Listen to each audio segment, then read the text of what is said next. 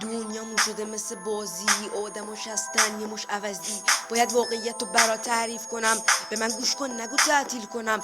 یکی بازار تجارت کلیه داره، یکی تو سرش فکر فروش کلیه داره.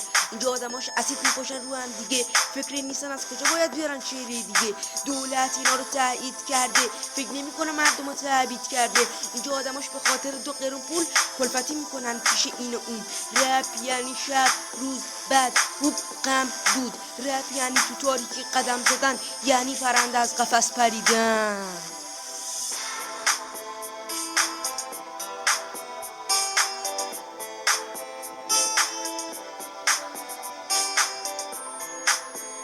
پریدن.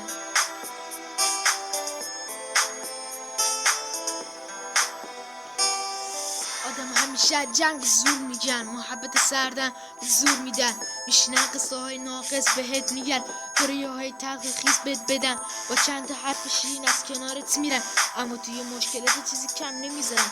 یاد نگرفتیم از کسی یه رویه شد، یاد دادن که بریم جلو با کم خستگی و استراب. هر کی تو زندگی برات سدی گذاشته تا بتونه برای خودش پله‌ای بسازه.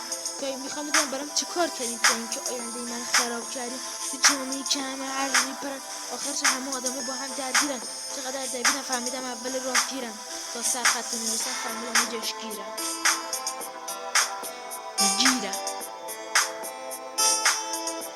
علی جی امیر زی اپس.